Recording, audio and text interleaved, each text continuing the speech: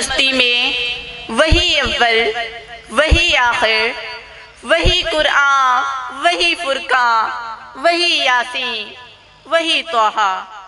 جناب صدر، گرامی قدر، معزز سامعین اکرام، السلام علیکم۔ آج مجھے جس موضوع پر لب کشائی کی سعادت نصیب ہو رہی ہے، اس کا عنوان ہے عشق رسول صلی اللہ علیہ وآلہ وسلم۔ جناب صدر، رسول معظم، شافع کوثر، رحمت دو عالم، سید الانبیاء، بدر الدجا، حضرت محمد صلی اللہ علیہ وآلہ وسلم وہ نبی ہیں کہ جن کو خود رب العالمین قرآن میں والضحیٰ، مزمل، مدثر، طٰہٰ اور یاسین جیسے محبت بھرے القابات سے نواز رہا ہے، اور تبت یدا ابی لہب وتب کہہ کر گستاخی کرنے والوں پہ غصے کا اظہار کر رہا ہے۔ اس عظیم ہستی سے محبت و عشق ایمان کا لازمی حصہ ہے۔ محمد کی محبت دین حق کی شرط اول ہے۔ محمد کی محبت دین حق کی شرط اول ہے۔ اسی میں ہو اگر خامی تو ایمان نامکمل ہے۔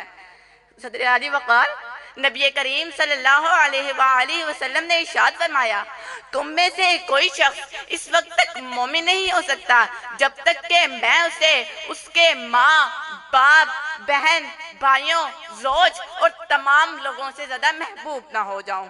سامعین محترم، یہ عشق رسول صلی اللہ علیہ وآلہ وسلم ہی تھا کہ جس نے ابو بکر صدیق رضی اللہ تعالیٰ عنہ کو غار ثور میں سانپ کے ڈسنے پر بھی اف نہ کرنے دی تاکہ محبوب کی نیند خراب نہ ہو جائے۔ یہ عشق ہی تھا جس کے باعث بدر و حنین میں نبی کریم صلی اللہ علیہ وآلہ وسلم کے جانثار آپ پر کٹ مرنے کو تیار تھے۔ یہ عشق رسول صلی اللہ علیہ وآلہ وسلم ہی تھا کہ جس کے باعث صحابہ کرام آپ صلی اللہ علیہ وآلہ وسلم کی چھوٹی سے چھوٹی بات کو یاد کر لیا کرتے تھے۔ یہ عشق رسول صلی اللہ علیہ وآلہ وسلم ہی تھا کہ جس کے باعث صحابہ کرام کی ساری زندگی آپ صلی اللہ علیہ وآلہ وسلم کی ذات کی تفسیر تھی۔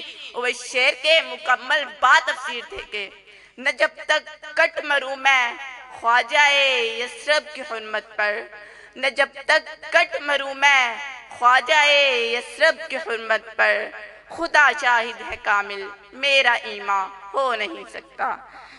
صدر عالی وقار، اس عشق رسول صلی اللہ علیہ وآلہ وسلم کی میراث ہمیں ملی ہے، جس کے تقاضوں یعنی نبی علیہ السلام کے پیغام کو عام کرنا، ان کی سنتوں کو اپنانا، ان کے طرز کو اپنا اوڑھنا اور بچھونا بنا لینا ہی ہمارا اولین مقصد ہے، اور ہماری فلاح اسی میں ہے کہ ہم نبی کریم صلی اللہ علیہ وآلہ وسلم کے عشق کو درست طریقے سے سمجھیں، کیونکہ کی محمد سے وفا تو نے تو ہم تیرے ہیں، کی محمد سے وفا تو نے تو ہم تیرے ہیں، یہ جہاں چیز ہے کیا لوح و قلم تیرے ہیں، وما علینا الا البلاغ۔